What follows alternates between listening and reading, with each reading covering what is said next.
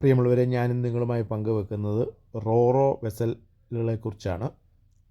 വെസലുകളെന്ന് പറയുമ്പോൾ മാരിടൈം ഭാഷയിൽ കപ്പലുകൾക്കാണ് വെസലുകളെന്ന് പറയുന്നത്.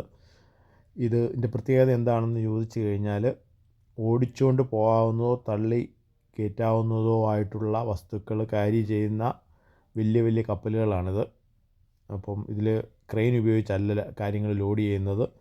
ലോകം മുഴുവനും കാറുകൾ, അതുപോലുള്ള ട്രക്ക്, ഇങ്ങനെയുള്ള സാധനങ്ങളെല്ലാം ട്രാൻസ്പോർട്ട് ചെയ്യാനായിട്ടാണ് ഈ വെസലുകൾ സാധാരണ ഉപയോഗിക്കുന്നത്.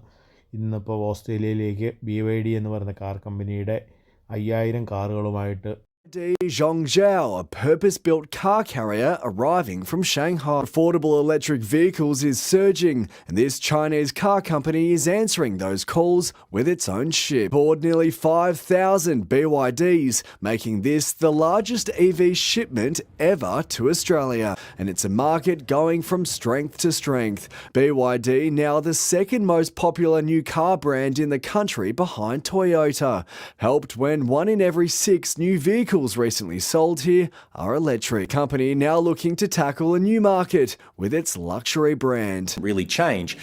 That's going to be interesting. അവരുടെ തന്നെ ഒരു വലിയ വെസൽ മെൽബണിൽ വന്നിട്ടുണ്ട്. മെയിനായിട്ടുള്ള പോർട്ടുകളിൽ വന്നു കഴിഞ്ഞാൽ അവിടെ നിന്നുള്ള ഡിസ്ട്രിബ്യൂഷനും വേറെ ചെറിയ ഇതുപോലുള്ള റോറോ വെസൽ വഴിയാണ് ഞങ്ങൾക്ക് ഫ്രീമാൻഡിൽ പോലുള്ള പോർട്ടുകളിലേക്ക് വരുന്നത്. ലോക്കൽ ഡിസ്ട്രിബ്യൂഷന് വേണ്ടി കാറുകൾ അവർ എത്തിക്കുന്നത് ഇതുപോലുള്ള വെസലുകൾ വഴിയാണ്. ഇപ്പോൾ ഇത് ഫ്രീമാൻഡിൽ പോർട്ടിൽ 2 റോറോ വെസലുകളിൽ നിന്ന് വ്യത്യസ്തമായിട്ടുള്ള കാർ കമ്പനികളുടെ കാറുകൾ, അതുപോലുള്ള ട്രക്ക്, ട്രാക്ടർ തുടങ്ങിയവ അൺലോഡ് ചെയ്യുന്നതിൻ്റെ വീഡിയോ ആണ് ഞാൻ കാണുന്നത്. ഞാൻ അതിൽ പോയപ്പോൾ കണ്ടതായിരുന്നു. നിങ്ങളുടെ റെഫറൻസിന് വേണ്ടി ഞാനിത് അതിനകത്ത് ആഡ് ചെയ്തിരിക്കുന്നതാണ്.